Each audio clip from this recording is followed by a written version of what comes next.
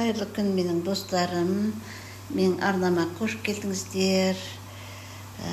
Мен бүгін осындай бір әдемі гүл салат жасағым келіп жатыр. Сіздермен бөліскім келеді. Менімен бірге аяғына дейін болыңыздар. Ол үшін мен осындай редиска алдым. Биыл жаздай редиска әлі жеп көрген жоқпыз.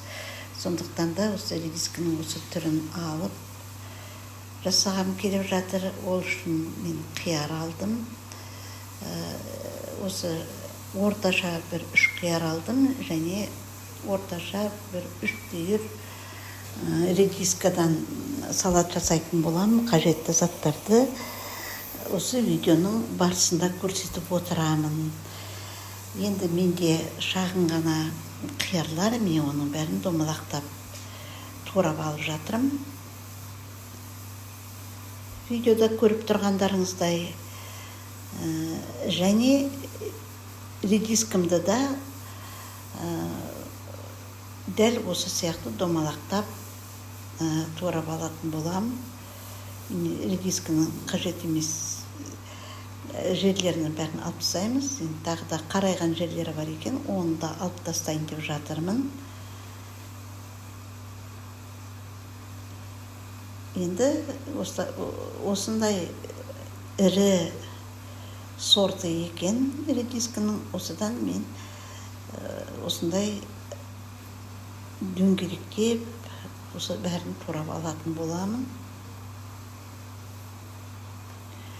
Құрметті менің оқырмандарым және менің арнамның қонақтары, менің арнамды қолдап, арнаға жазылып, пікір қалдырып, лайк басып, достарыңызбен бөлісіп отыруларыңызды сұраймын.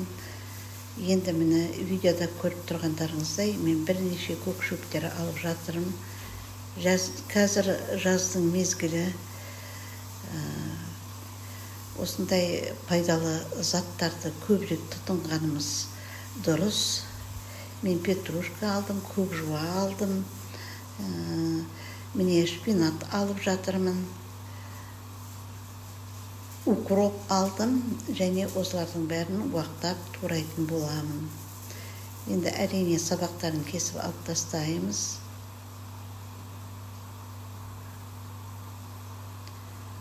Сосын мен бұл көкшептерді ондай ірі қылып жатқан жоқпын. Ірі болып жүргенін жақсы көремін.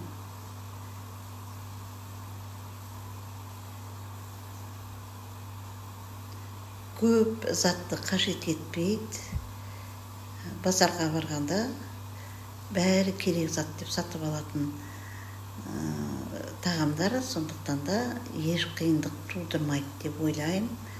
Мен үнемі базарға барған сайын осындай көкшөптерді түрінен алып толтырып қоям.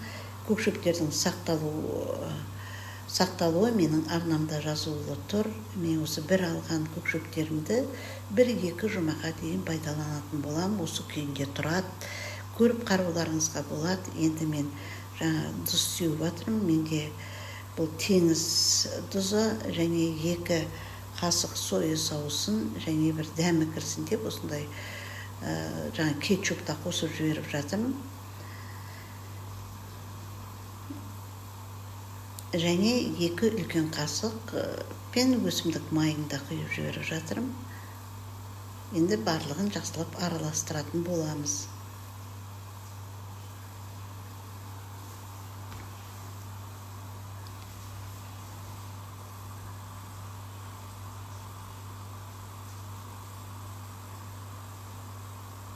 Осындай вилканың көмегімен, не болмаса қолыңызда қолғап болса, қолғаппен қолмен араластырған өте жақсы болады. Менің қазір қолғабым жоқ. Жаңа бір реттік бітіп қалған екен, сондықтан мен осы вилканың көмегіменен араластырып жатырмын. Онда да жақсы араласады. Кішкене бірақ ұзақ араластыратын боласыз. Міне менде осындай салат шықты. Енді мен оны тәрелкеге салатын боламын.